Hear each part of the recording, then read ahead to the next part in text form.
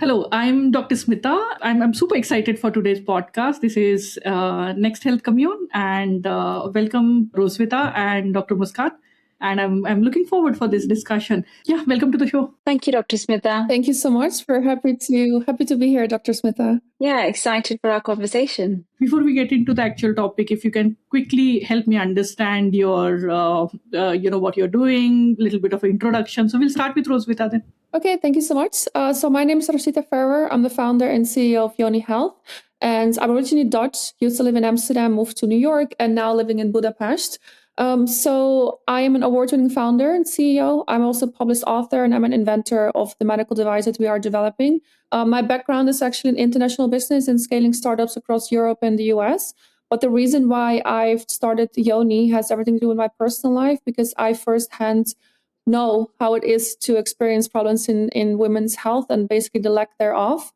Growing up in safe houses due to abusement, I've really experienced and witnessed these issues regarding vaginal health, infertility, IVF, pregnancy loss, etc., and how much lifestyle is actually affecting that, and how much we as women and also current healthcare is not aware of what vaginal health is actually telling you based on your environments. So fast forward, this is where we are with Yoni. We are developing a medical device we will talk about more later. But one thing I would like to highlight already is that we are nominated as Best Health Tech Company of 2025, and that we are patent pending in Europe, UK, and US. So quite exciting. But we will tell more about that, of course, through this conversation. Just a bit of background about me. I am Dr. Muskaan Pan. I am the clinical co-founder and chief clinical officer at Yon E Health. And I'm a clinician by training, and my work has spanned across both frontline patient care as well as innovation and healthcare innovation. Over the last 6 odd years, I've been working across medtech, health tech, and digital health environment. So sort of translating that complex patient journey into more tech innovative, how technology can help patients, solve their issues, and how it can make much better for clinicians to tackle these situations. I think a lot of this just started for me while I was, being on both ends of the delivering and the receiving end of healthcare. I'm originally from India, but I grew up across Nigeria, Armenia, the UK, and India. So having that cross-cultural background and working across all of these different healthcare systems, I started noticing the gaps, and also being, myself struggling through being diagnosed for a lot of years. I wanted to make sure that I'm doing something with my capacity as a clinician to help women and help, the broader healthcare system in general. So about a year ago, actually, I met Roswitha, and then we instantly connected through our shared experiences. And of course, navigating the healthcare system as women is already hard enough. And I really resonated with her own personal experience and really got excited with the work she's been doing so far with Yon E Health. And I knew that instantly I wanted to be a part of this larger movement with her. So we've been working together for a year, and building solutions that bridge this entire gap within the healthcare system. So we are building a Class 2A medical device that will track vaginal pH and basal body temperature. Excited to answer any more questions. And, I could go on and on talking about this because, that's what we're so passionate about and we do every day. I'm just going to stop and let you take the mic, Dr. Smita. That's the idea. We should go on speaking about this topic. A reason is it's such an important thing. And because I'm researching on women health nowadays, so I was super excited to discuss. NXT Health is doing that, right? We started as a podcast, but now we are helping startup to access markets, and there's a lot much is doing. And this year I'll be able to, speak a lot about what we are doing. But let me start with Yon E Health first. So what's the problem you are solving? So the problem is that currently 75% of women worldwide experience vaginal imbalance, and it actually can cause infertility issues. And on top of that, current healthcare solutions, or let's say products in the market, think about Apple Watch, Aura Ring, focusing on period tracking or cycle health, they don't have the accurate data because it's skin temperature, measuring from the wrist, and same with Aura Ring, for example. So what is actually missing is the actual data on an individual basis. And we are solving those problems with finally understanding your cycle health, but also really focusing on the inputs of the biomarkers from the body. So we are measuring from the source, like Muskaan mentions, basal body temperature and vaginal pH. And that is different per individual, and especially per ethnicity. And current healthcare has a lot of gaps and lacks based on that. And we're actually able to measure that. Really simple, with our device. So we give an additional layer that the current market is focusing on. So how we do that, you insert our device. Within a couple of seconds, it measures the data that goes to your personalized application in your phone. And with the daily measurement, we can create a monthly overview. Now, why this is important, not only to understand more what the body is telling us, but to also finally go informed to your healthcare provider. Think about gynecologist, IVF clinic, if you want to start family planning, etc. Because we have that missing data gap piece that fills the gap that we're currently focusing on. And we are super proud to do so. And it's also finally, we have the real-time data from the women that has been missed for decades in healthcare. And on top of that, we will focus on conducting trials with that data, conduct new studies. We actually have a publication already online with the second publication coming soon. So I am really proud that we're able to do so and that we can finally give a voice to the women that are often being ignored or misheard in current healthcare settings. So if I understand correctly, is the real time data of vaginal pH and temperature is what's required to be measured, which was not available in the market. And this data is important for doctors, those who are treating women with infertility issues, probably recurrent infections, maybe. So, what are the clinical conditions where doctors will be able to use this data and probably help patients to take a better clinical decisions? Of course. So I think, of course, the normal pH of a vagina lies around 3.8 to 4.5, so it's already acidic, and it's predominantly lactobacillus, which creates that acidic environment that protects the vagina itself. But oftentimes, basic things like exercise, medications, the food we eat, also another layer on top of our ethnicity, the kind of lifestyle, the climate we live in impacts our vaginal environment in general. And this lactobacillus is supposed to protect us against infections like BV, yeast infections. And these infections, we know, as you said, when they happen recurrently, they can harm fertility and ultimately pregnancy as well.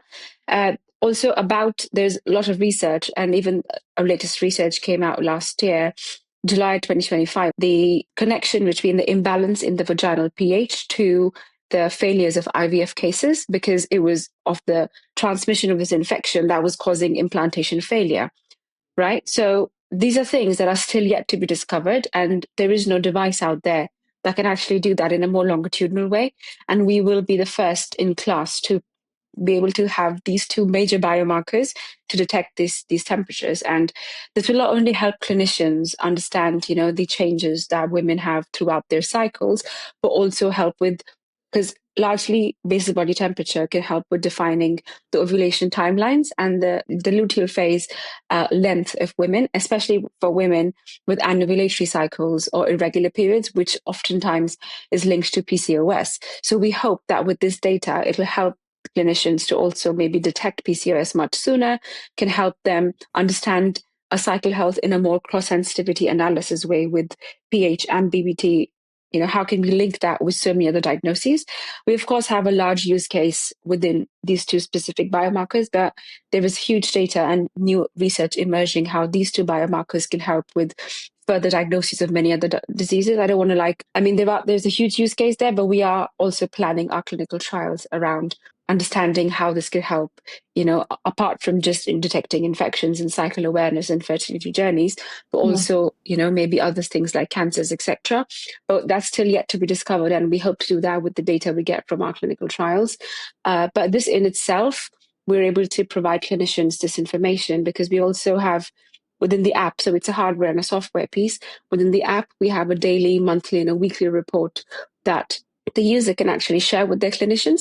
So the clinicians are getting an insight from a longitudinal measurement throughout, maybe 3-4 months, rather than just having to look at the patient once and verbally getting that information from the patient. So oftentimes, as a patient, you don't quite remember what your period was like 3 months ago. But with this data in the application in our report, we will have all of that in place with additional layers like lifestyle, the medications they're on, the kind of food they eat, the kind of, general awareness that they have within their bodies. We have a list of questions that the patient is supposed to answer every day. So I think that will give an overall view, not just to the user, but also to the clinician to understand the cycle health and awareness in a much better, broader way. And I also would like to highlight there is that because you're a medical device, we also are well aware about the use case for the users. So when Muskaan mentioned that we will ask the user questions on a daily basis, we are making sure to, of course, not overwhelm the user and to also make sure that it as efficient but also comfortable to use on a daily basis, not only per design but also per use case in the app, and making sure that we are informing the user as well, because many times with medical devices, we understand that the data, of course, we cannot assume that every user understands medical language, right? So what we're going to do as well, we're going to make sure to digest that information. So not only the clinician is aware, but also the user is aware on a comfortable way. So both parties are informed and actually equipped to go into that conversation. And I just wanted to highlight that. And on top of that, what we're doing throughout the development is always putting the user first and making sure that we are transparent, not only with the data, but also what we're going to do with the data.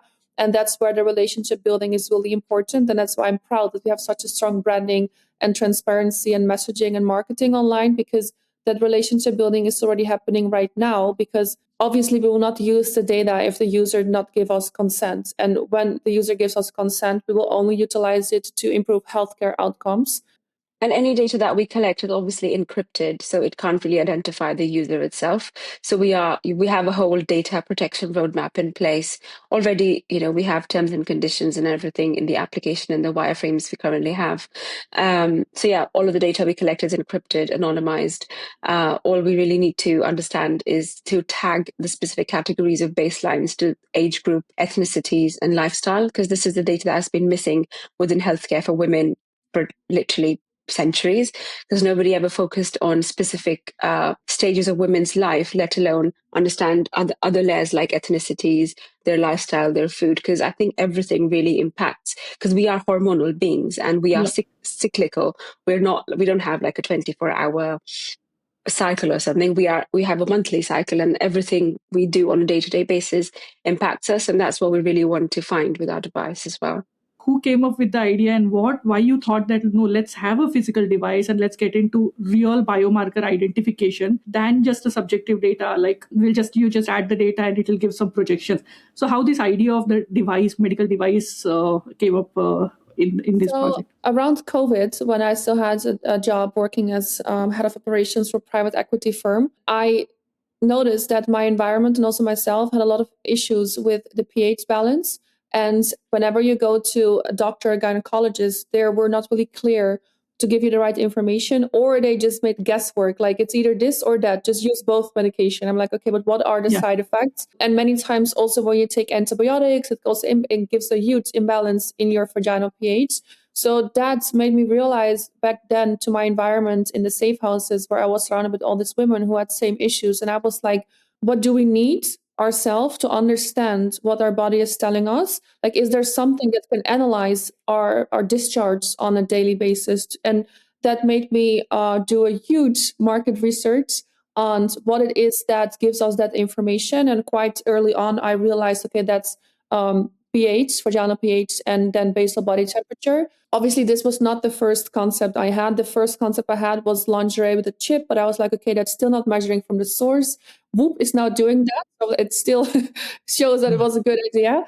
And then I was like, okay, no, it needs to be something that can be inserted. And I was like, can we somehow combine tools that are already used that so that it was more to the pleasure? And I was like, pleasure and medical, it's not good to combine. And then I came with this idea. I found one of our biggest partners right now that is actually one of the best in ISFAT center technology. Early on, I was already able to sign a partnership with them.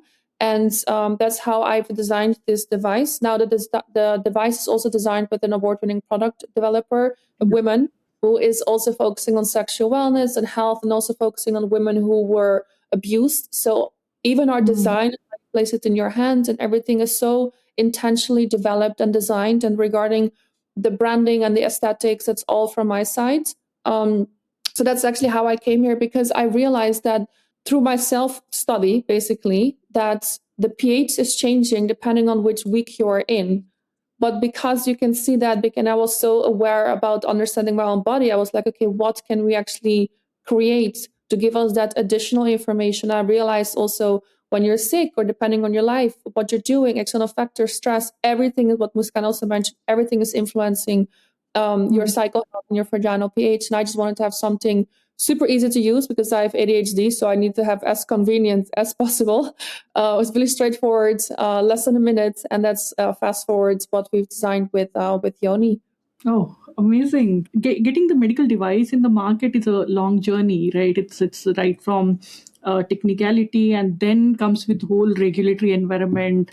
And also, I like the design. I like the product. It's a very pretty looking product. It's important that you have a good product in your hand versus the gynecological or devices that are there in the medical practice. We look at them and Yes. like, oh my God, what's going to happen to me?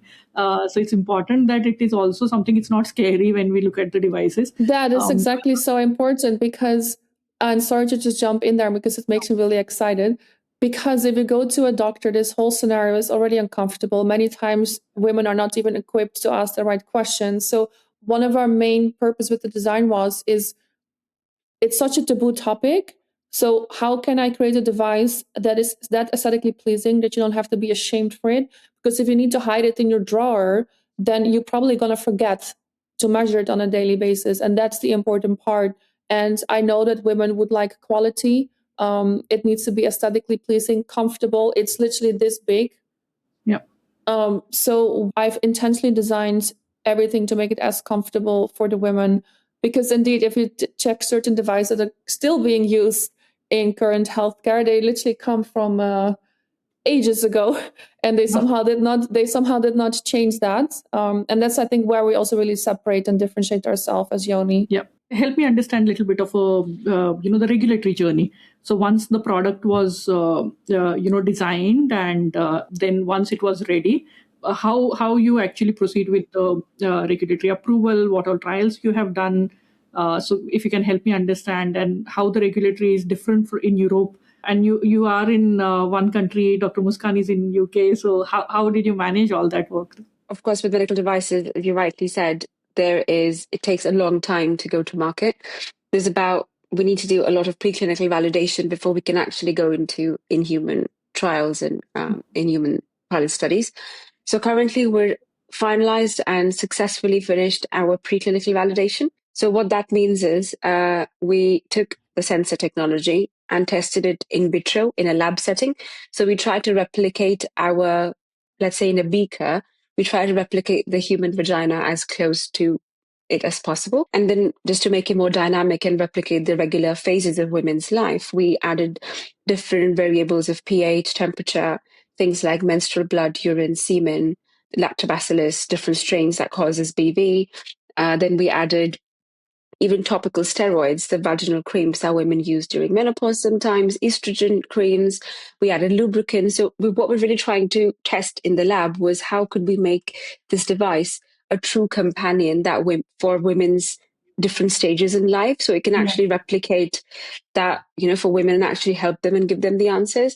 And we were very successful in the lab testing so far. And that was the early preclinical validation. So in medical device terms, we are at TRL4, which is technological readiness level 4, which for us, this means is the next phase for us is to take this validated sensor and place it in an outer housing. So the device image animation that you see on our website is the final product and the form factor that we aim to build.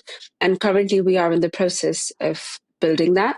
And yeah, that's also why we're raising funds. And to hopefully get to that next phase, we already have planned and designed our early pilot study through our clinical lead investor. And he owns a CRO who's going to conduct this initial pilot study for us. Now, the only thing left for us to do now is to bridge that funding gap to go to the pilot studies and hopefully get that human data in place. But yeah, we are doing CE mark as our first initial starting point, as well as want to do the FDA, the de novo submission for the FDA.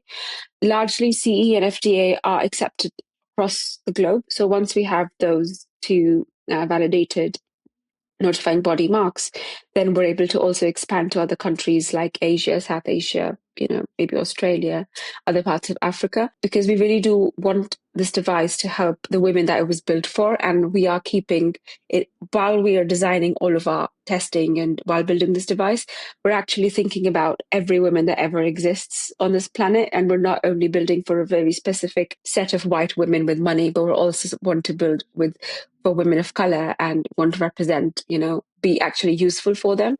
Yeah. So we also want them to actually reach the device. And that's why we are, working really hard with our go-to-market strategy to hopefully reach, every woman across the globe.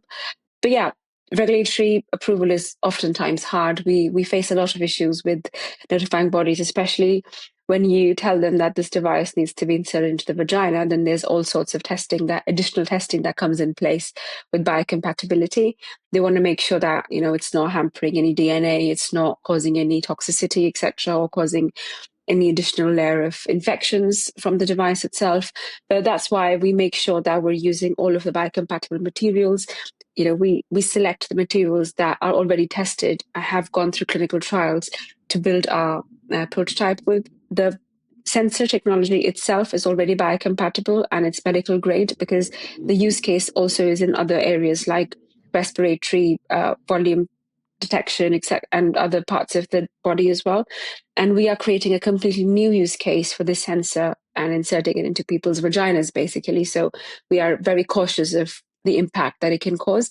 That's why we're selecting all our partners are medical grade. They follow their own QMS and have brought 99% success rate.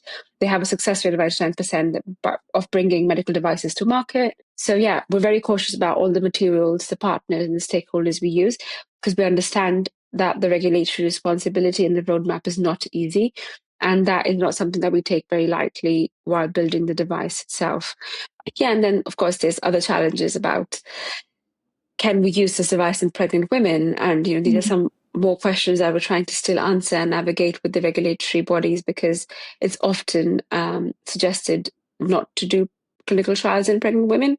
But if nobody's doing any testing and building medically valid technologies for pregnant women, then are we not neglecting a huge part of women's life within healthcare?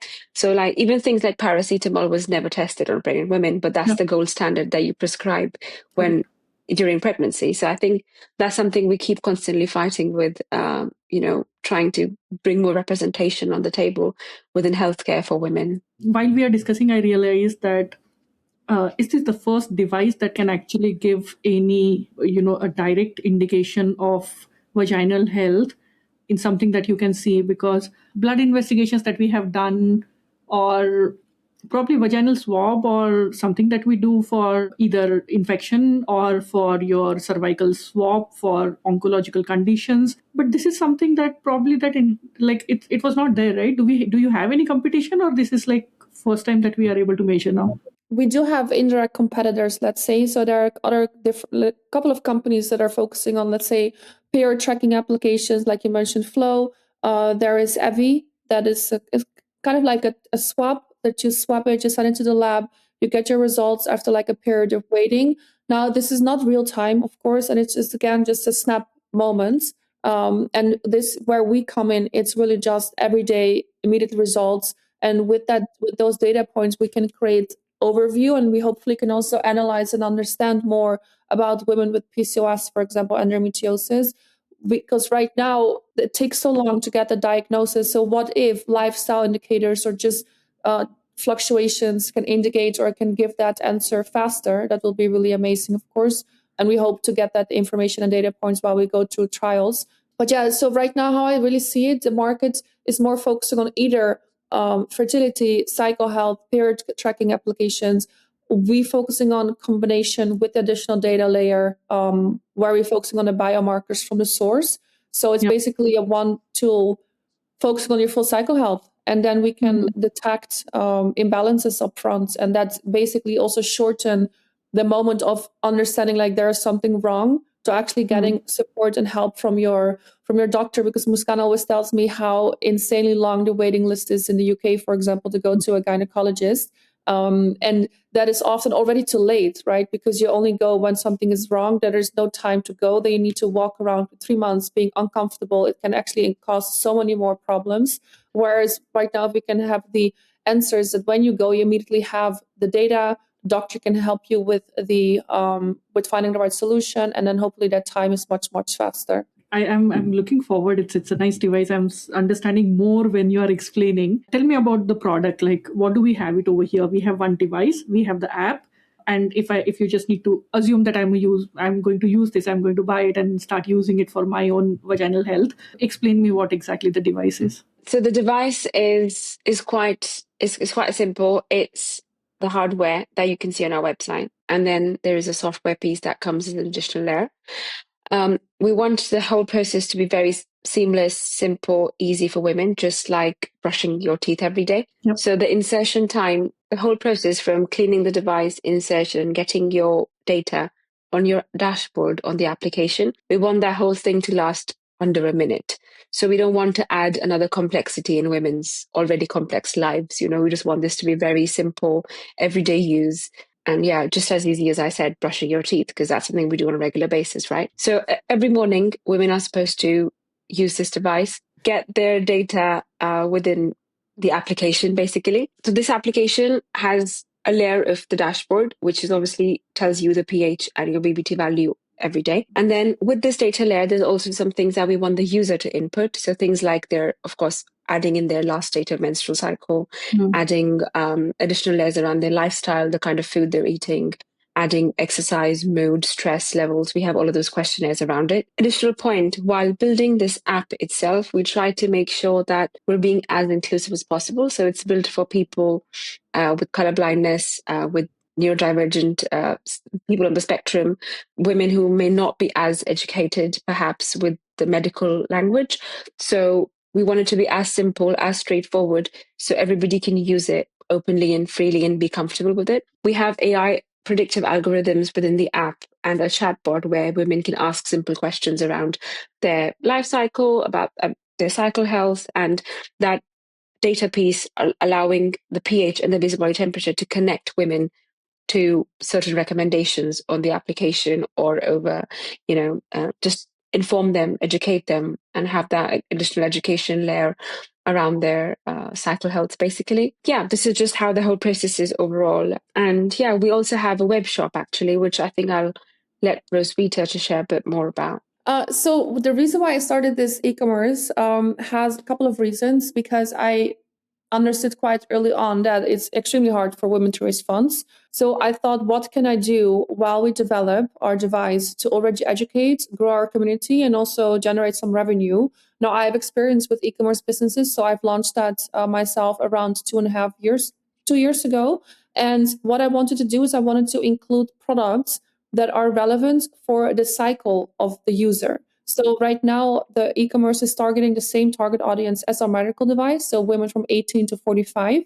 And we have different sections like well-being, period care, pregnancy and postpartum, and pleasure. Basically, if you think about your cycle as a woman, 1 week we feel amazing, we feel super strong. Other week we feel extremely tired. We feel bloated.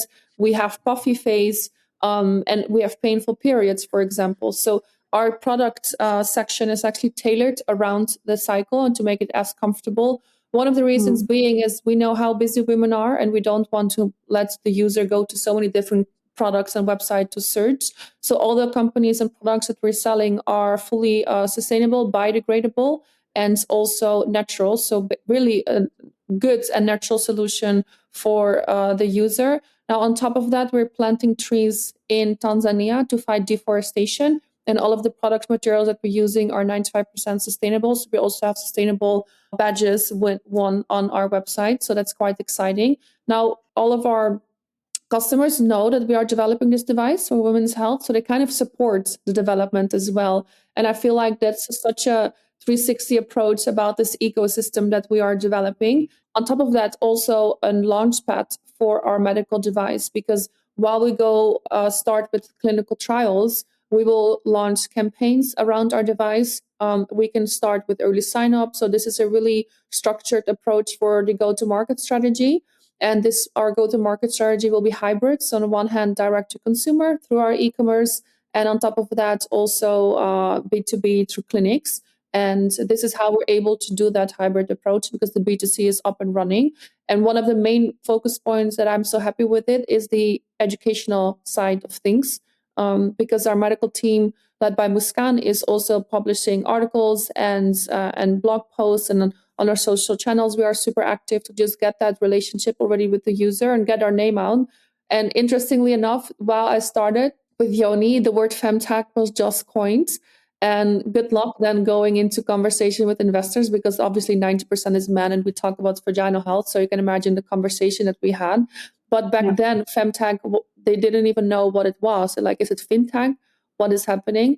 And then it was such a taboo topic that many times I was told by going on stage for a presentation or a talk that I cannot use the word vaginal health. So of course I canceled that opportunity, to now having so many opportunities to talk about vaginal health, psycho health, and the importance of what we're doing. And I feel like that journey was equally hard as exciting, because right now it's so beautiful to have so many opportunities, also from you in this case, Dr. Smita, to have this opportunity to talk about the importance. Whereas back then, a couple of years ago, it was such a taboo. And right now we are proudly selling products in relationship to the psycho health, and proudly sharing our story and really giving a voice to the women, what I mentioned in the beginning. So it's an interesting journey. But one of the reasons that we have this e-commerce is because I was like, okay, let me take things in our own hands and make sure that we can grow our community already, while investors take a bit more time to understand the importance on vaginal health. How was this journey of raising funds? You have already raised funds at one level, I believe. Yes. Not easy. Let me just start immediately with that. So I feel like this is my purpose to do so. So it was never a question to give up. And I've been through so many hard situations that I think the majority of entrepreneurs would give up. But also that's where you have to push through and just keep on going. Of course, I closed funds already when we didn't even started with like certain lab testing. It was just purely on the idea. So that is important, that you have the right storytelling and the right integrity and the right values. And one thing that for us is important, what I've really made sure that the team is also implementing, that yes, money is important, but values are more important, because it's values first, money after. So instead of thinking that, oh, we need to find every investor, it's also thinking, is it the right investor for us? And is this investor able to bring clinical validation, like Dr. Peter Kovacs as our current lead investor? Can this person open up connections to doctors, clinicians, anything that's relevant for our journey? And that's why sometimes it may be harder for us, because we are picky, but on the long term and the long run, that's more efficient, because you don't want someone to step in and then have the majority of saying, while of course it's our vision and it's our roadmap. Many times in the beginning, of course, it's new. I'm not from the medical environment. When I started, I'm from private equity, international business, totally opposite fields. But I just utilized that corporate knowledge to get the right connections. One thing I'm really good at is scaling teams and finding the right people. I'm really proud of the team, and also that I found Dr. Muskaan, of course. And I think what is really helping a lot is that all of our eyes are in the same direction. We really know with the team what our end goal is, what our vision is, and what our direction is. So what is also important while fundraising is to having a strong CFO and a strong legal team, because you don't want to sign any deals that eventually will backfire. And to get to that point, it's also going through a lot of uncomfortable situations. For example, last year, like the ending of 2024, I lost a $2 million deal on the day of New Year's Eve, because somehow we figured out that the person was a scam artist. So he wanted to utilize money that he stole from startups into us, because he wanted to like do something good. And we analyzed that through people that came to us, because of course we do our due diligence, right? But some things you cannot find online, especially when it's like shady stuff. So thank God, but that's not nice to go into the new year with that direction. Or what is also interesting to understand is I've now pitched a lot of times to companies. Obviously, its majority is men.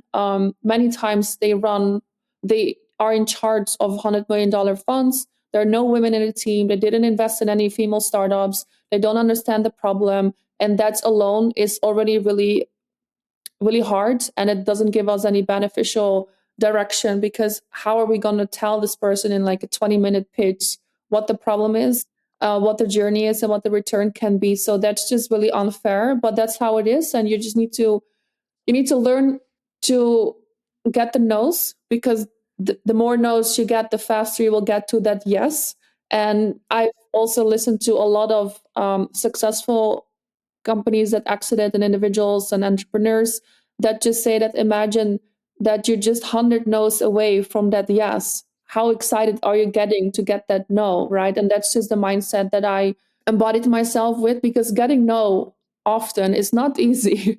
It's really not easy, because you're going to doubt yourself, maybe you're going to doubt your company. And I was like, okay, it's just a mind shift and the mental game as well. And that's how I've been going through this journey. And so now it's of course much easier, because we have the validation, and we had did the lab testing, and we are much further in the journey. But still, we go to the same situation. Muskaan and I went to Basel. We do. And we had 15 meetings with investors. I was a woman, and the rest was all men, and the majority doesn't understand what's going on. So then you're like one of the biggest health conferences, and it's still the same situation, right? So it's shocking, but hopefully the big change will come soon. Yeah, and I think it's also slightly harder, even if we have the clinical validation, we oftentimes, even in pitches, we spend a lot of time trying to explain basic biology to Yeah. people. I think that's where, rather than explaining about the product and the vision and the, go to market and the big stuff, we're back to sixth grade explaining Yeah. what a vagina is, and how many cycles there are, and what the Yeah. phases are, and what the BBT can do. So I think that's also, it's not their fault. It's just a lack of education of women's health within these spaces. But I think this also should give, like, investment VC field needs to also have more women representation on their tables, making those decisions and taking those calls, or at least have a woman in the call when you're talking to a femtech company, because she would automatically understand the problem. And we've seen it firsthand.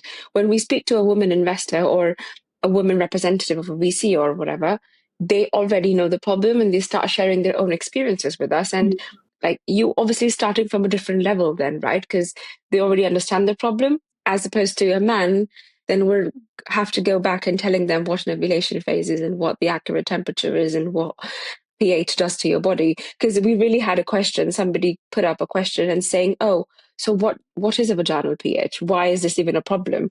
It's also interesting too, because then indeed there is this group that Muskaan just referred to that you need to educate, but then simultaneously the one individual would love to learn about our research and our science and what we've done so far. On the other hand, we recently spoken to group of men, a pitch meeting. They said, we don't care about the research, we just care about the money. But that's the exact problem, that when people don't care about the research, then they don't understand what the problem is. And then we also cannot make a solution, right? So while you go into these pitch meetings, it's kind of like guessing what they would like to hear. And you also have like such a short time, because someone would love to talk for 20 minutes about the lab testing and the results and the validation. And someone else would like to talk about the go-to-market strategy, but you have such a short time. And then afterwards you send documentation. Depending when the individual opening it, because you can track how long people check the deck. Sometimes it's really like 4 or 5 minutes. Sometimes it's 10 seconds. You're like, okay, how can you make an informed decision based on that? And then it's also just, if someone opens it, let's say commuting in the metro, or but like Friday, end of the day, then you will probably forget it when you start back on Monday again. So a lot of follow-ups, a lot of organization internally to make sure we are up to date and aware what the conversations are, what the next steps are. But it's not easy, no. But it's part of being an entrepreneur. Exactly. And I think one thing that me and Roswitha both have become really good at is character analysis. In 10 seconds, we instantly understand what the investor wants, what their body language is, what they want to hear. And I think that is something we learn every day. And right now we just look at each other, we're like, yeah, we know where this conversation is going. So that's how we just frame the whole story. So I think that's something that's obviously a skill we've learned with all of these hundreds of pitch meetings, is like how to analyze people's words and characters, and just to, because we have to be foreseeing of what's going to come, because in investor meetings, it's just a random question out of nowhere and we have to be prepared for everything. Yeah. When we started speaking about the investment, my next question to Dr. Muskaan was like, how do you explain science to investors? But she started with, I have to explain the biology to the investors and then the science of device that is being developed. And I talked to so many core scientific startups. And that's the problem. They say that it's very core scientific, right? It's very hardcore science, and it's very difficult to explain even to doctors when we are talking about tissue cultures or cell therapy, gene therapy, and core scientific research that is there when we are comparing with commercially available products. So what you are looking, both of you, what you guys are looking for this product was the, you want this to be in the market and then, reach different markets, or you want to come up with more devices, where this company is heading? So our first goal is, of course, successfully launch into markets. Then scale from there. Our first priority is Europe, and then we'll focus on the rest of the world. And then while we are because we already have some certain concepts focusing on new devices based on the current knowledge that we're having. But of course, the biggest piece is the data that we can monetize while we're in the market. And then based on that, with the right team, we will conduct new trials, new studies, or create new products. But first, the main focus will be getting this device to market and getting the right data from it to finally, hopefully, improve healthcare. And maybe, who knows, even one day, big pharma, because then they can finally create medications that is actually relevant to women with the right science and data. Yeah. And Dr. Muskaan, how you are planning to, with Roswitha's vision of expanding into different markets? Regulatory environment changes from market to market, and so how you're planning to address that? Tomorrow, if you're planning to launch this in GCC market, the cultural differences, regulatory differences, trust becomes, and then in India, then the price becomes an issue. Also, the awareness is a big issue here. So every market is different. So how you are preparing yourself for that? So I think one good thing that we already do now is education through our social media and creating a community. Definitely across any market you go to, the most important thing I feel is community aspect, and women heavily rely on communities and word of mouth. We conducted a voice of customer market survey across 300 women across those 4 continents. So we included GCC, Asia, South Asia, Africa, and the Western world. And so what I'm trying to say is, from the beginning, we are trying to gather information of what these women sitting in Dubai or in a village in India or in Africa or anywhere else would really like to see. And we take those opinions and that research into building our device from day one. Based on that, we're creating communities through our social media channels. And once we are able to launch in these different areas, that's how the community will grow. And even with our customer survey, when you asked women if they would suggest a device to you, who would you trust the most? And the options were like gynecologist, your GP, your friends, and 90% of the women said community. That means women heavily rely on the word of mouth and what works for their friend, what's worked for their colleague. So because of the lack of trust of women in pharma and healthcare, this obviously comes from how underrepresented we are within the healthcare system. So women just really rely on what worked for their friend or what worked for their mum, for example. So I think that's where the community aspect really comes in place. We have plans in our roadmap for the application as well to have a community within the application. So that community will then expand to the kind of countries we go to. And that's also how the regulatory pathway works. Accordingly, we're going to have to collect more data from that specific region of the country we want to launch in. So this is what we're already planning for our clinical trials. We want to have our clinical trials across different countries in the world. So, for example, if we do our clinical trial in only Hungary, you wouldn't imagine there is a lot of ethnic diversity in Hungary as compared to the UK, for example. And we want to have that ethnic diversity within our data set to be more representative. The same way, to meet the regulatory requirements, we will conduct the trials. Let's say in India, for example, we do some in GCC, in Australia, to be more representative of those countries, and then scale accordingly while creating trust and building that relationship with women. And I think it all comes down to trust, as you said, and that's what we try to do from now, from day one, basically, to get those women's voices literally in our development meetings to understand what we need to build for them.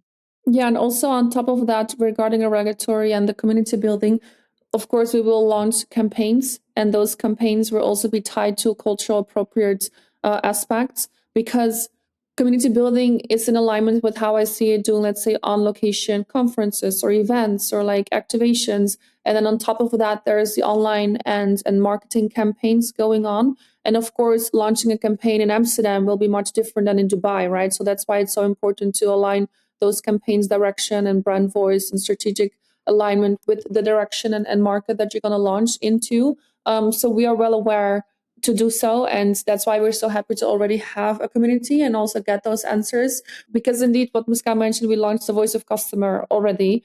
Then we were on Basel, and a man was like, do women really want this? And we were like, okay, we will show you. So we created the Voice of Customer on the spot. We talked with women. It was so nice to get such positive feedback, as well as a reaffirming that like this is what we're doing, and it's so good that we're doing this.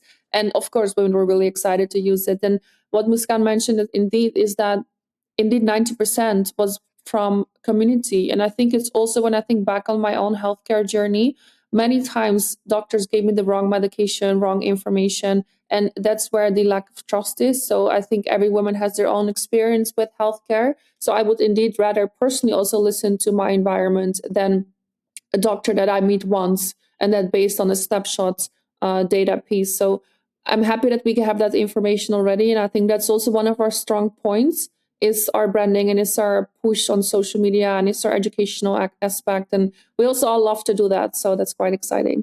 You are now launching in the market. You have raised one funds. You're going for more funds. And you have already done the community, you have already done the market research, product development, app and medical device product development, looking at the clinical trials, clinical aspects. You both are entrepreneurs. Tell me one thing, that do you think women entrepreneurs needs to prove a lot before raising funds versus men? Absolutely. Capital, yes. or on a tissue, yes. Absolutely. Capital, yes. It's what is really interesting, because I used to work for multiple startups as chief of operations or head of operations, and I was managing multi-million dollars for private equity.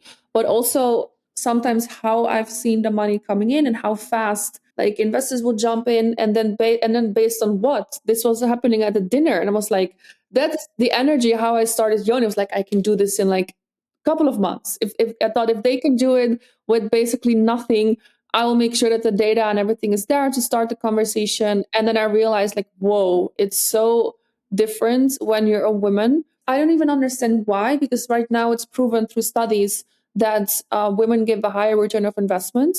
So I feel like women are much more resilient. I feel like the difference is because we love to work together, whereas a man, it's often you want to do it yourself. And there's a lot of course, ego coming at play.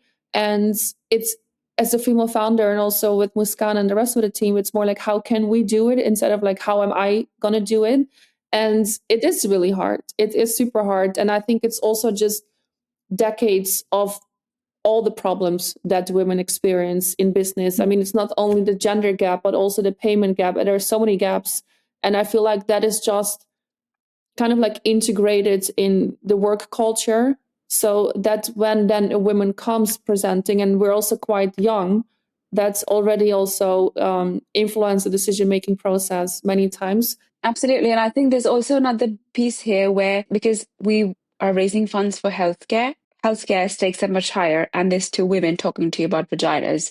So automatically there's, a lot of hindrance to reach that yes that we're looking for. But I feel, it's truly a fact that when a woman grows, then the community grows. And I think more and more investors should need to see that work in place, because through our work, we have accelerated our investments, 20% more than what we were supposed to be doing. And we see that literally every day with women entrepreneurs and women leaders and women founders, that they do really give a high return of investment. But I think it's just highly recognized. This should be now recognized within the VC space, in the investor space. And yeah, it's just hard, but we fight for this every day. I think also one of the reasons why women give a higher return of investment is because it takes so long for us to get it. Then when we do finally get it, we're like, we will show you why it's such a good decision of you to trust us with your investments. And what I'm really proud of as well is that I think last week someone told us that you're running the company like you're already an IPO, and like how structured we are and how organized we are and how on point we are. And I think that also shows the baseline of work ethics within the company. And that always makes me really happy to get that positive feedback about the team. On top of that, we do have an amazing team. All of them, each and every individual has such a large skill set and years of experience. So that's also really, really proud to have that global international team. I remember Dr. Smita in the beginning of the call, you asked, how are you doing it? Because we're all in different time zones. For us, it's just common. Like, we have daily contact through Slack. We make sure that we have strong meetings every week with every departments, and that we are never missing a deadline. I love that we always have the same eyesight on making even sure that the work is delivered before the deadline, and just strict communication internally and also with vendors, so we know exactly what we need and the direction that we're going to. So yeah, I'm really proud of that. And I think that is helpful. And on top of that, I understood quite early on regarding investment that it's hard. So I brought on really strong male allies in our team, not only from an advisory perspective, but also legal and finance. And you do automatically see the difference when I was alone or with Muskaan, or your CFO is joining. Because that's a man, he has 30 plus years of experience. His name is David Dunn. And when he joins the call, immediately men will talk differently to us. And I also use it as a strategic decision. And he knows that. He sometimes just said, like, bring me into the call. I will make sure that they listen. Yeah. So that's also important, because obviously we're a female-founded team, but I do really would love and am proud to have strong male allies as well into our team. Yes, and that's how we are inclusive. If women are running the companies and if women are running the world, it'll be more inclusive. We are not going to exclude men from the clinical trials and upcoming medication and care. We are not going to do that to them. And that's how we run the world. If there are startups, those who are getting into femtech, and they are listening to you, what's your message to them? My message to them, especially to young entrepreneurs, if they would like to start or if they may be scared to start, dream big, because in the end, every dream are just smaller goals. Like, you need to make sure to understand what your goal is, and to how to get there might feel like a never-ending journey, but that is actually the part where you learn the most, because you learn so much by making the wrong decision or doing things wrong. And like you said, to just do it, because in the end, a big goal or a big dream might sound scary or overwhelming, but if you break that down in smaller steps, it's much more easier to achieve, and it can also give you a bit more calmness while you're doing it. And yeah, to just do it. But you also need to understand that, because I do want to be transparent. If you want to be an entrepreneur, you need to give up also a lot of things. Long days, short nights, you miss birthdays, you miss events. Sometimes you cannot travel to your family. Like, there's a lot of things that you also need to give up. But if you feel like that's your purpose, definitely just do it, and make sure to organize your dream into smaller goals. That's perfect. And Dr. Muskaan, what's your message? You're a clinician as well, so you have extra responsibility now. I think, especially coming from obviously the clinical lens and the patient safety lens, I find oftentimes clinicians are scared to go out, because I would say to clinicians and to any entrepreneurs out there, especially if you recognize a problem, and being a clinician, you understand the nitty-gritty of literally everything that goes on in healthcare and the human body. And if you recognize a problem, I've often seen that clinicians are scared to go out there and take that extra leap of, because it is a leap of faith you take on yourself, on your own abilities, on your own time as well, to be able to do something.